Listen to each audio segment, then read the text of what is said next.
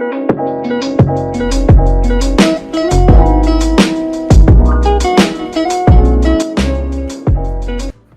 and welcome to Sales Gambit. I'm your host, Ashish, CEO of Convin, a conversation intelligence platform for the sales team. In today's episode, we will be spilling the secrets to a great discovery call. And for that purpose, we have Keenan Yospeh, a mid-market account executive at Log, who aspires to be the number one salesperson in the world. He has worked across multiple roles in his entire sales career, right from being a car salesperson to a retail sales associate, and very intrigued to know about more of his beautiful journey. So without further ado, let's welcome Keenan to Sales Gambit. Welcome to Sales Gambit, Keenan. We're so happy to have you with us today. Thanks, Ashish. Great to be here.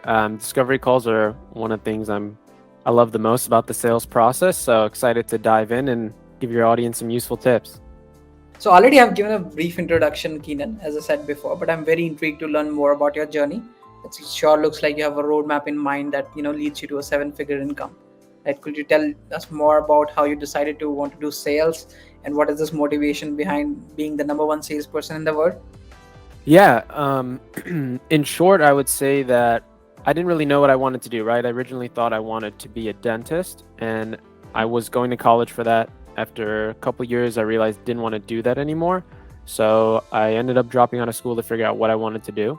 And as you said, I tried a bunch of different stuff, car sales. I did hardwood flooring for a bit, a lot of different things. And I realized that the common thread through all of it that I enjoyed the most was the sales aspect. So yeah, and sales was something I consciously chose to go into. It's what I enjoyed doing the most out of everything I did. And yeah, that's really why I chose sales. A lot of people just generally fall into sales unknowingly, right? But for you, it seems like you've discovered the sales as well as a profession. Yeah, exactly. And I think that might be probably what drives a lot of my high aspirations, right? To achieve a lot is because it's something I chose to do. And, when I choose to do something, I just want to be the best at it. So that's really all it is. Sure. So coming to today's topic, Keenan, it's a no-brainer that discovery call is one of the most important part of entire sales process. But I would not like to put in my thoughts, rather get your thoughts on very basic question. What exactly is a discovery call according to you? Yeah, I would say the fundamental core of what a discovery call is to figure out if your product or service is a good fit for the other person, and if that person is a good fit for your product or service. So basically, yeah, just to see if it's a good fit on both sides. Got it. And is there any other agenda on discovery call generally that you run with in your experience? For example, they would want to go and learn about the customer, their process, their company. Yeah, I see what you mean. Or not, and then even they want to just go ahead and probably pitch the pricing as well on the same call. Is that what generally you go with in a discovery call, or you have a very singular agenda in general? So it depends on the type of sale you're doing. The core thing is, right, to figure out if it's a fit for both sides. Now, what that means is that you have to understand the prospect's business. You have to understand the problems they're trying to solve, right?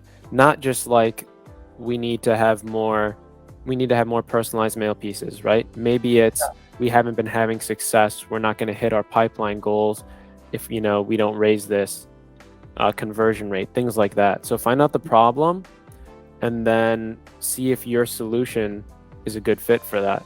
And for me on the discovery call, I don't even really talk about our product, if I'm being honest. I spend the whole time figuring out what their problem is, what their business looks like, how it's structured, what's important to them, and things like that. I don't even really talk about features or anything like that on the first call. Oh, that's great. That's great. So which means that with the discovery call, the entire agenda is just to sort of, as you said, calibrate the fit. And if there is anything like that, then you move ahead in the next step of the sales process. Is that correct? Correct. Yeah. If everything's there, if it's a good fit on both sides, then I schedule a demo that's where we actually, go through pricing. I'll show them what the platform looks like, show them the features that are relevant to them that solve their problems and things like that. So that's the next call. Okay.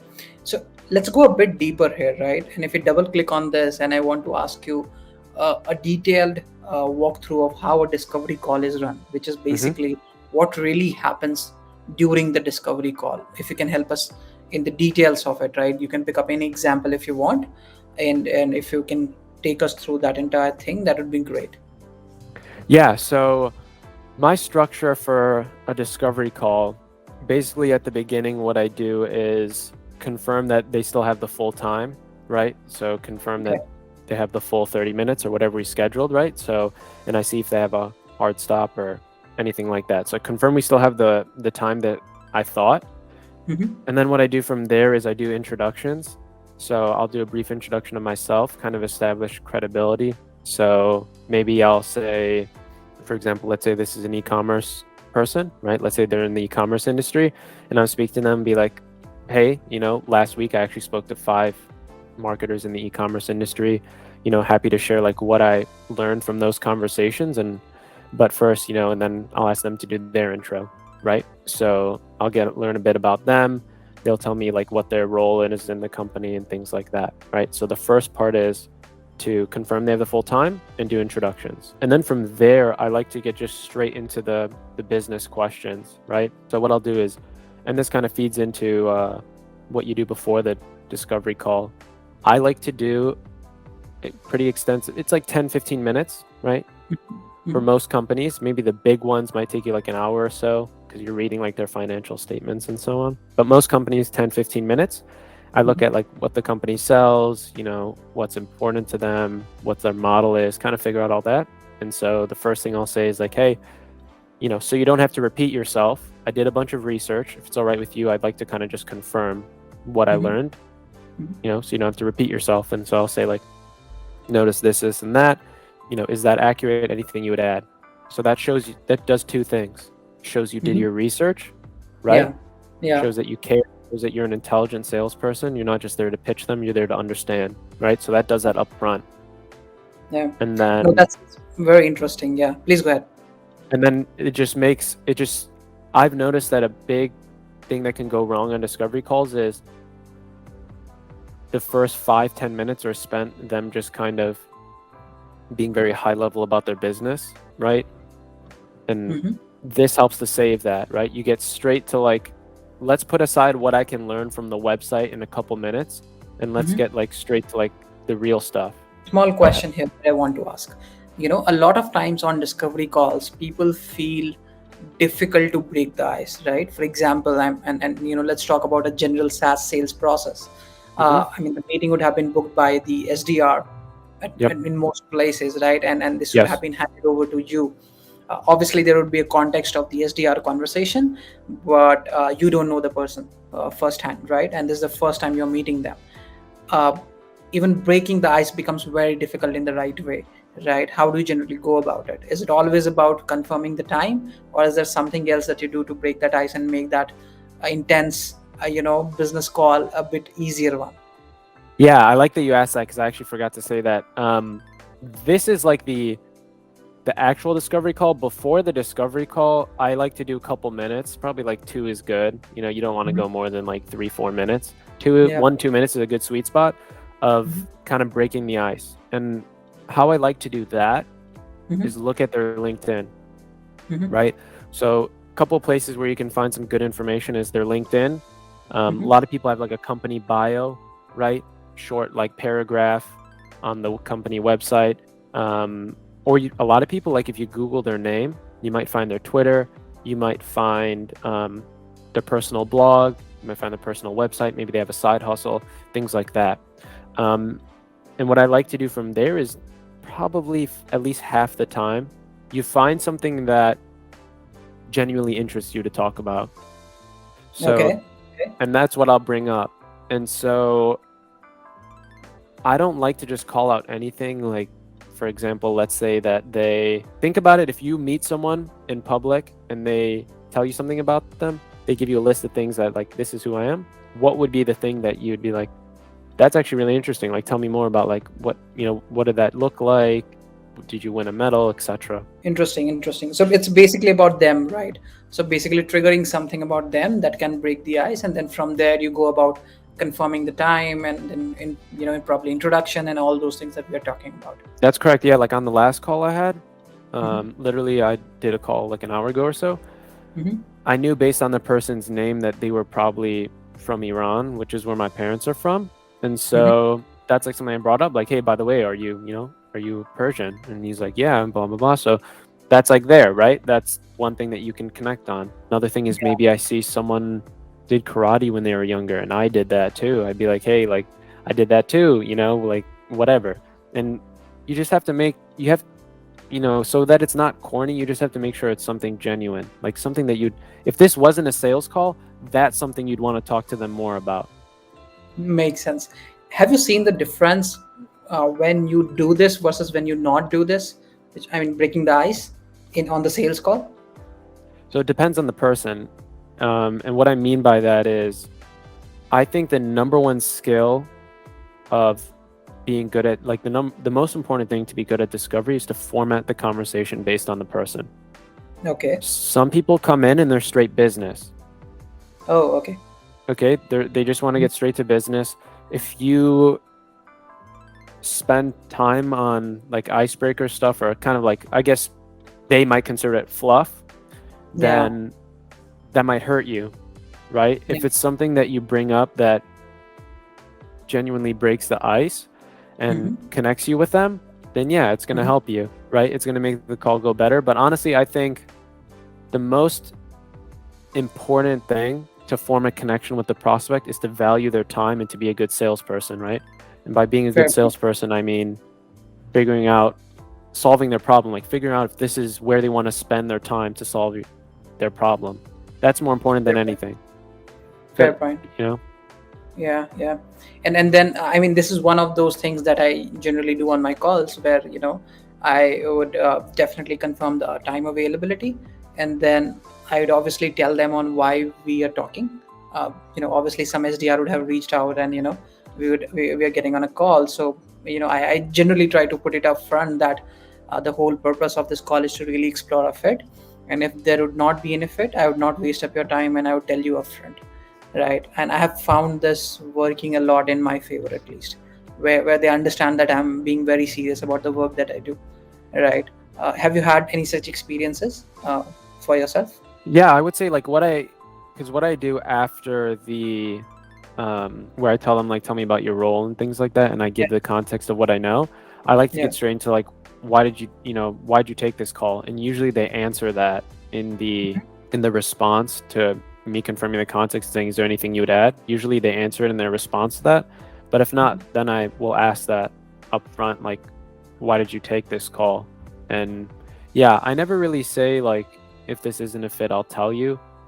It just isn't my style. I don't think there's anything wrong with it. But to me, that's part of my job, like that's what I'll do regardless. So, I don't want to, it's not a good use of our time either, right? Even if I didn't care about the prospect, even if I was completely selfish, why would I want someone in my pipeline who's taking my time and my resources from my team, if it's not a good fit? True. Fair point. Totally fair point. And then how do you proceed after, let's say, the discussion has happened about what their requirements are? You said that they'll answer the question why are they taking this call, right? How does the conversation proceed from there during the discovery call? So here's exactly how I proceed with the discovery call. So our company, we can work with a lot of different industries, right? Like financial, healthcare, e-commerce, etc. So what I do is, and this is bigger picture than just one discovery call. You over time learn like what's most important to people in similar industries or with similar issues or with similar titles, right? So use that experience from your company or from your personal experience of running so many of these calls. So what I like to do is from there, I know what the main things are that these people struggle with when they're trying to solve this problem, right? Yeah. So when this person in this industry comes to me and they're saying this is what they're trying to do, I immediately know, okay, these are the things that our product can do, the problems our product can solve that I hear the most. So what I'll do is I'll list those out, right? Yeah. So, hey, typically when people at SaaS companies, marketers at SaaS companies are reaching out to me, it's because there's really 3 things that they're trying to do. And then, right, I'll list off like they're trying to simplify their, mailing process, they want to raise conversion rates, etc. Yeah. And then I'll say like, which of those do you fall into? And they might say 1 or 2, and I'll say which one's a higher priority. Okay, immediately then I start digging into that. So to get specific, let's say their priority, I list 3 things. They say their priority is to simplify their current process. And okay, how long does your current process take? 3 weeks. Okay. And how would, what would you like to see it at? We'd like to do a week. Okay. And then you just keep digging in. Walk me through help me understand exactly what that process looks like. Can you walk me through what it looks like from, point A to point B? And then they'll do it. And that's all. I'm like, okay, how much, they'll tell you the first part. Okay, how much does that part take? Who's involved? Oh, at this point you have to bring in legal and the CMO has to approve it, and then they say the next thing and so on. So it's really just get the high level problem, dig into, okay, I don't know if you're familiar with gap selling, but it's basically just doing what gap selling is. Yeah, you're following one of the sales methodologies, and let's say you follow gap selling. So my question there would be, Keenan, is that do you limit the number of discovery questions that you ask? Because sometimes it can be a little overwhelming, right? It might seem like you're front loading all the questions to them, before you go into any kind of important stuff, right? And I have felt personally that a lot of time people think that this is not what they are here for. Obviously, they would want to get to the real stuff as soon as possible on whether you can help them or not, right? And they don't realize that these questions are very important to you personally to figure that out. But have you really felt that you need to limit these questions, otherwise the client the attention of the clients can go haywire? That's a great point. Yeah. So that's a really big thing to be wary of, and you make a really good point, is if they feel like you're just reading off questions to check a list, right? Yeah.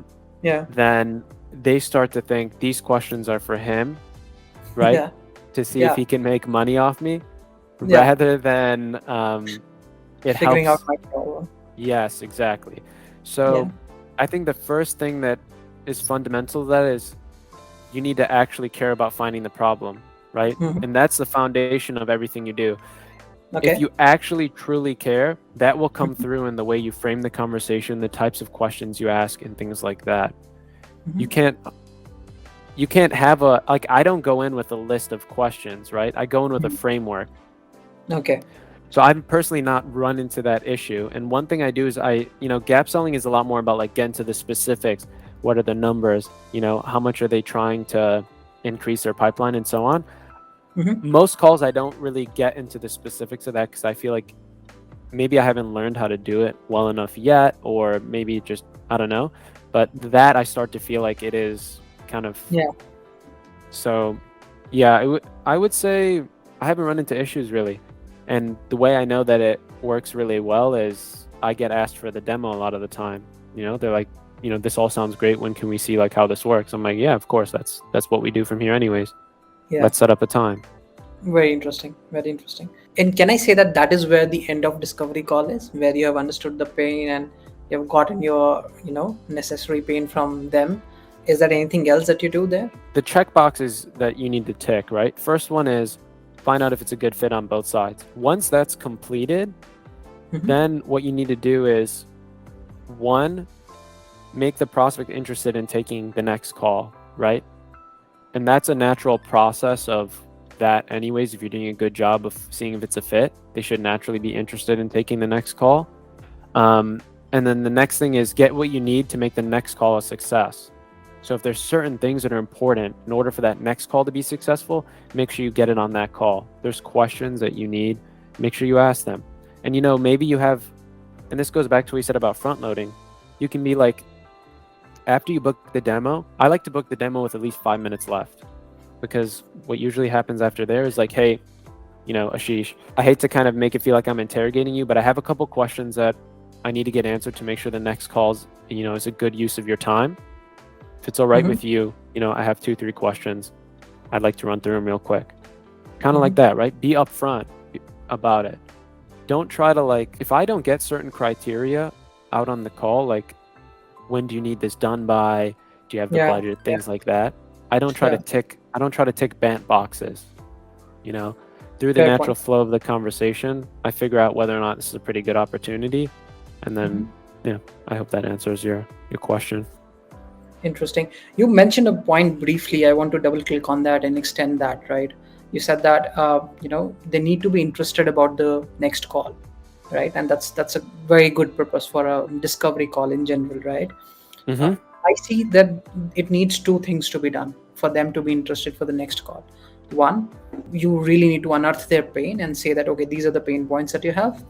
And then second is probably highlight it to them, back to them, because a lot of time they don't realize the importance of the pain, or how is it impacting them, right? How is it impacting their business if they don't solve it? So how do you do that? How do you make sure that on the discovery calls you have understood enough about their pain? If I want to go deeper into that, if you can tell me, what questions do you ask, or how do you figure that out? That's one. And then second, how do you make sure that they realize it, that okay, this is a pain for me as well? It can be an eye opener moment for them as well, that, oh, I didn't think about it like this, right? This is impacting me on the output side. This is impacting me on the probably efficiency side, right? So anything that you do specifically here? Yeah, so I'm just writing down, make sure I get your questions. Remember to answer both. So Yeah.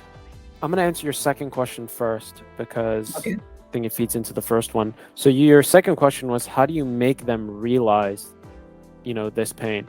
And that's actually just a natural byproduct of the first part, which is finding the pain. Okay. I'm not personally a fan of like saying to them, like pointing it out, like you're losing, like, just being upfront, like trying to force it down their throat. I like to just, in the process of me figuring out the pain, the size of the pain and the impact of the business comes out naturally and they realize Okay. it. And I think it's Okay. more powerful when you're just like, let me think. So, okay, so you're saying that you think that with increased personalization of your mail, you'll be able to probably at least, let's say, double your conversion rates. Would you say that's accurate? Yes. Okay. And you said that the average deal, average sale value is 1,500, right? So if currently you're getting 1,000 customers, if you double your conversion, you're getting 2,000, right? So that's an Yeah. extra 1,000 every month, right? And 1,500 sale. So what you're telling me is, and then I'm not going to be able to do it in my head, I think it's like 15 million maybe? 1.5 million. Yeah, 1.5 million. So basically you're saying that you think that by increasing your personalization, you could bring another 1.5 million every month. And it's Yeah. just like, it's not saying like, it's not like shoving it down their throat and saying, by not using our company, you're losing 1.5 million. No, it's like through the process of figuring out and asking the questions, right? So what's your conversion rate now? Oh, it's 1%. And I'm answering your first question now. How do you find the pain? It's just asking questions to better understand their business and what they're trying to solve. So our conversion rate, okay, what's your conversion rate currently looking like? You said you want, to try personalization to increase it. Like, what is it at right now? 1%. Okay. And how many people how many customers does 1% represent? Oh, it's 1,000. Okay, great. And what's your average sale? You said you have 1,000 customers. So what's like the average sale there? Oh, it's 1,500. Great. Okay. So, and what do you think is possible, through personalization that you could do? And if they don't have, let's say they say 3%, and they're like, yeah, in the last 5 customers we had with a similar use case, it was right around 2-3%. So let's just go with 2% because, it's a safer bet. So 2%, you double it, blah, blah, blah. I hope that should answer your question. So this is more like, you're saying there's more like a natural flow of the conversation where you genuinely try to understand what they do, and then probably at some point in time, if possible, associate it with numbers and make it a general flow of the conversation. Is that correct? Yeah, oftentimes, like for example, if someone, let's say your job is to help someone quit smoking, right? Yeah. And you come to me and let's say I'm a smoker and I'm just smoking and I'm thinking I should quit, but whatever, and then I see an ad by you that says, we help people quit smoking. So I'm like, okay, let me just see what this is about. I talk to you. I'm like, okay, I know smoking's bad. It's probably hurting me. Then I talk to you and you're like, okay, how much are you smoking? A pack a day. Okay, how much does that cost you? It's about $15. Okay, so if you're smoking a pack a day at $15, that's whatever. You say the amount and you're like, is that right? And they're like, yeah, I didn't actually think about that. Okay, and blah, blah, blah. Like, how much is your, usually health insurance is like 10% more for smokers. Do you know like what that looks like? Yeah, I think it was like 1,500 more. Okay, so that's 3,000 from cigarettes, 1,500 insurance. and then you say like these are the health issues that are usually right. So Yeah. it's not like you shoving it down their throat, it's you walking them through, you're figuring it out together, right? And by you figuring it out, they're in their head figuring it out for themselves, right? So that's really your goal, is to guide them through figuring it out in their own head. Fair point. Fair point. And the other thing that I wanted to talk about is, you know, let's say you've figured out everything, right? Would you say that it is important for you to actually make, uh, you know, make the picture clear in their head on what they can really achieve? Let's say there is a fit, right? And I'm pretty much sure by now you would have figured out if there is a fit or not, right? Where you can help them or not, right? Mm-hmm. And if there's a fit, you would want them to come to the next call, right? And be Mm-hmm. more interested about the next call. So would you like to paint a picture on what they can get on the next call, what they can assume, what they can think of? Yeah, so, and the way this fits into my flow, right, is that I don't really talk about the product at all. What I do Okay. is I'm asking them questions to understand what their priorities are. So for example, after 20 minutes, let's say, of discovery, right? So five minutes or so introduction, 20 minutes discovery. I have, let's say 20 minutes of discovery and intros, right? I got 10 minutes left. Mm-hmm. So in that last 5 minutes, what I'll do is they usually ask for the demo, but if I say, usually as a result of me not talking about the product, they naturally have product questions, right? Yeah.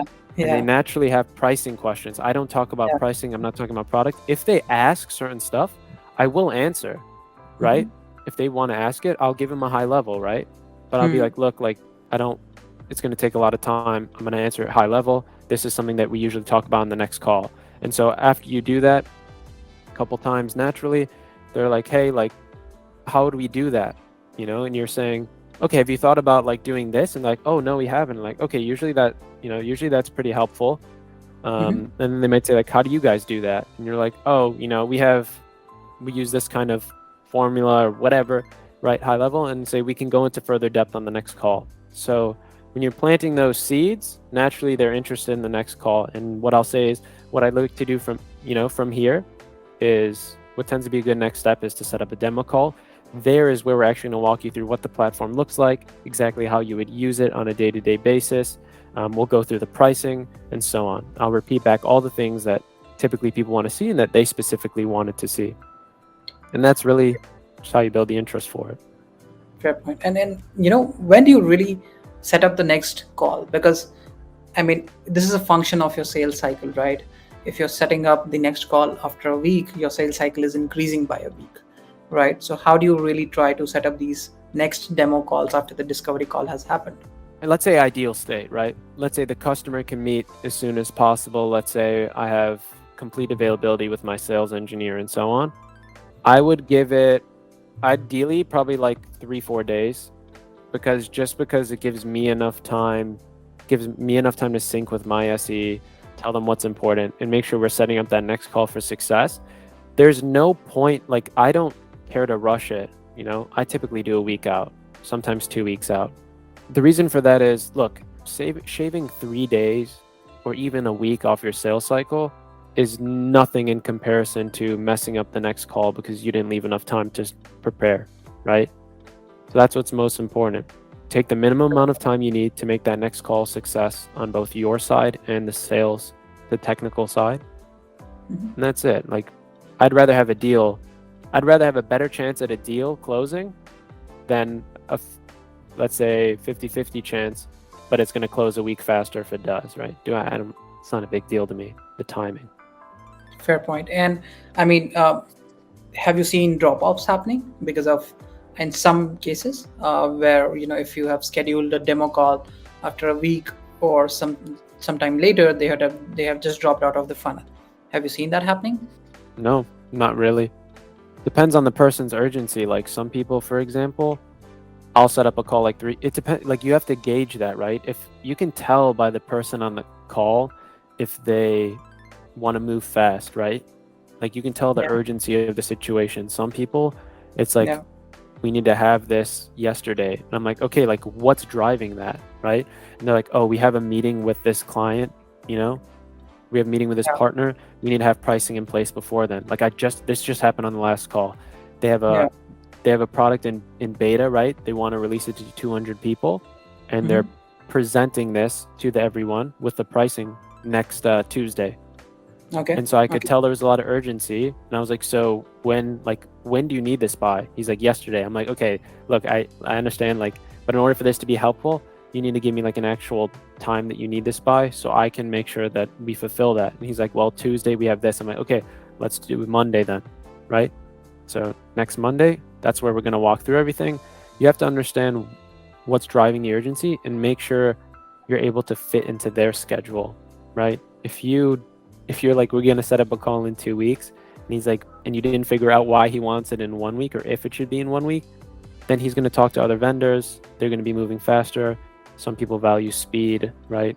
And depending on the situation. So I think that's a very fair point. You have to gauge on the call, which brings me to almost, this second last question that I want to ask is, why not try having discovery and demo in one call? Have you seen cons already where you think that this is definitely not something that one should do? How do you go about that? depends on how cookie cutter your prospects are, right? Okay. If you're selling, let's say, like a compliance software, and right, it's a healthcare company, you could upfront say like it really depends on the product and the customer, because if there's a quick checklist of things that you can send them up front, 1-2 questions, let's say we need HIPAA compliance, right? That's so straightforward. We need HIPAA compliance. Okay, maybe there's a couple other questions, then you can do the demo on that call. But for us, it's like, what's important to you? What are you looking to solve with this, right? And there's really no way to do it on the same call, because the SE has to format a tailored kind of like presentation for them. It's not really possible for us. I think in some companies it works great and you should do it. Fair point. In most of the discovery calls, right? I mean, when you do this discovery, it's very important to do it with the right person on the other side, right? And if the person you realize is not going to be a decision maker, or at least an influencer in the long cycle of sales that you would have, it becomes very difficult, right? So 2 questions there. One, how do you identify if the person on the other side is the right person that I'm putting all this effort on? If you identify that, no, something is missing here, right? He might be someone in the buying process, but he's definitely not an influencer or someone else like that. How do you navigate that situation and make it better for yourself? So if you're doing a lot of this, like a lot of what comes down to those types of things, like those downstream things, really comes down to just doing quality discovery. And what I mean by that is, if you're asking questions that they can't answer, right? Yeah. Then they could be like, let's say you ask a question, what's your current process look like when you're doing this? And they're like, oh, I'm not really like, okay, so for example, let me be specific. Our software allows you to use HTML templates when you're sending mail, right? So the benefit of that is you can be a lot more personalized. And if I'm asking them like, are you currently, what does that currently look like? And they're like, I don't know. And they're like, okay, who would know? And they're like, oh, that's really handled by blah, blah, blah. He's our technical person, right? I'm like, okay, great. And then when I'm setting up the next call, and be like, this is where you'd want to loop in Jeff, right? Or whatever. When you're asking questions and they can't answer them, then you have to be like, we need to talk to, we need to include someone who has these answers. And yeah, so what our call typically looks like is the first person who's on it obviously plays a role in the buying process. 9 times out of 10, they're not just some random person. So I talk to them, and then I'm like, okay, who needs to be included on this next call? Typically people loop in X, Y, and Z. Yeah. Maybe in the company you're dealing with, maybe it's a 50-person startup, and that in order for this call to go well, you include the CEO, right? Maybe the co-founder, who's the CEO and co-founder. And you could just say, hey, Sally, typically on these next calls with companies your size, they like to include their CEO, whatever. So that's all I do. I'm upfront and honest about who the best people are to make this a success, and then just ask to include them. It's not too complex. Let's say that, they have answers to your questions, right? but it still might happen that they're not the right person who will make a buying decision or something like that, right? What do you do in those situations? Yeah, I'll just be honest. I haven't really run into that issue, so I don't really know a great way to answer that. So one of the ways that has worked for me there, just to share with everyone, is that towards the end, I generally tend to ask if there is anyone else who they want to be included in demo, or who they want to sort of bring in on demo with themselves. And when they say yes, then I go just 1 minute into it to sort of understand who that person is and Hmm. what do they help in the entire buying process. That helps me clarify if the other person on the other side is going to be a decision maker and involved in the decision making process or not, right? So that really has helped me in general. Yeah, that's more about it. Yeah, Great. that's great. That's great. For me, it usually comes out on the demo Mhm. where I'm asking questions about like if everything looks good, I'll say that like, hey, Sally, based on what we talked about, seems like this is exactly what you're looking for. From here, and then you can figure out what it looks like in terms of the process. Like I had a call recently where they're like, the CFO, right? I'm like, is there anyone else who we need to loop in, right, to make sure that this is a success? Because then you have their buy-in. Yeah. To make sure they have their buy-in, and then you're positioning it as, in order for this, for you to move forward with us, it's like who else needs to be convinced in a sense. And Yeah. so, yeah. Two things after the discovery call, right? One, I mean, the during part of the discovery is very important, but then so is after part of the discovery, right? What do you do after discovery? Let's say your discovery has been done. Would you send an email, or do you sort of do something around it to make sure that the next conversation is great? Anything that you prepare on that? You're talking about just on the prospect side or also internally? Both. I mean, if you can just give a glimpse of both prospect and Yeah. intern to make sure that things are aligned. So internally, what I do is usually they have some specific questions I need to ask around for, right? So I get those answers. So I have those answers on the next call. Secondly, is I'll sync with the SE, tell them what's important to them, tell them what I think would be valuable to show, and we figure out the best way to structure the call, right? Mhm. And then that's really and obviously like Salesforce stuff, right? Put in the notes, create the opportunity, et cetera, et cetera. And then on the Mhm. customer facing side, all I do is send a follow-up email, I'm like, Okay, hey, whatever.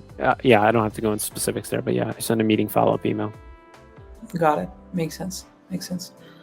Great. I think I had all these questions specifically, Keenan.